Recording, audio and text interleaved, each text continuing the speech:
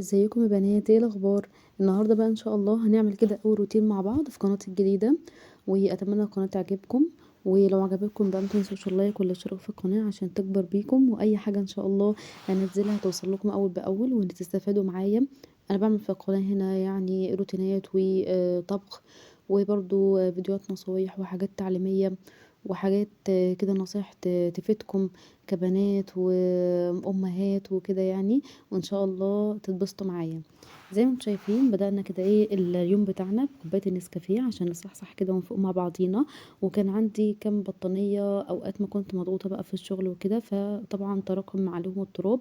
فقلت خلاص اول ما افضى ان انا اغسلهم واظبطهم زي ما انتم شايفين. بنغسل البطانيه زي لو انت بنوته كده واول مره تغسلي البطانيه. بتجيبي البطانيه بتاعتك تحطيها في البانيو، وتحط عليها الميه وتسيبها كده تتنقع مع بعض مع نفسها. وتسيبها كده تنقع مع نفسها لحد ما تنزل كل التراب اللي فيها. وتقوم شطفها شطفة كويسة، وبعدين تحطي المسحوق وبرده تخليها تقعد كده كام ساعة. وبعد كده بقى بتفضلي تدوسي عليها برجليكي، او تخلي لو عندك اولاد يساعدوكي وهيفتكروها ايه يعني كلعبة وكده منك ان انت شغلتيهم وفي نفس الوقت استفدتي بحاجة بيعملوها. وزي ما انتم شايفين بغسلها كويس، بشطفها 3 مرات وبعدين بسيبها تتصفى عشان ما اذيش حد تحتيه. وبنشرها بنفس الطريقه دي كده زي ما انتم شايفين، وبسيبها بقى ايه تاخد ايه الشمس وتبقى زي الفل كده. بصوا ما شاء الله نورت معايا. فغسلت البطانيه دي وبطانيه تاني كمان، ودخلت بقى على ايه الروتين بتاعنا، وروتين كل ام عندها اطفال. السن اللي هو من سن مثلا شهور لحد 4 سنين 5 سنين بيبقى متعب جدا. بيبقى بيحبوا الاكتشاف يا بنات، وبيفضلوا ان هم يبهدلوا كل حاجة يرموا كل حاجة تنطيط بقى. فبنوصل للمنظر اللي انتوا شفتوه في الاول ده، قبل طبعا ما انظم الاوضة واخليها بالجمال والشياكة دي.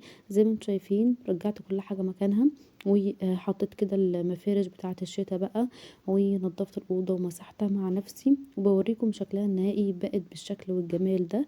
وغيرت النظام كمان ودخلت المكتب دون جوه، لان ده كان في اوضه النوم، والكومودينو للاسف ملوش مكان فخليته تحت المكتب.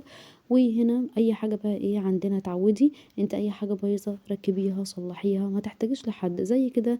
الاوكر بتاعه التسريحه ركبتها بنفسي، عاوزه اعلق مروحه اعملها بنفسي، ما نستناش. وطبعا يا بنات احنا ما شاء الله علينا نقدر نعمل اي حاجه ومفيش مستحيل. واعتمد على نفسك، وما تستنيش زوجك لما يجي من الشغل بقى يعمل لك اللي انت عاوزاه، لان هم يعني ربنا يعينهم بيكونوا تعبانين جدا جدا في الشغل وطالع عينيهم، مش عاوزين بقى ان هم يرجعوا في البيت يعملوا شغل تاني وكده. فانت ما شاء الله تقدري تعملي كل حاجة، وخلاص بقى بقيتي واحدة متزوجة وست بيت كده شطورة. ولو عندك اولاد بقيتي مامي، فيلا اعتمد على نفسك واثبتي للكل ان انت ما شاء الله مفيش زيك خالص.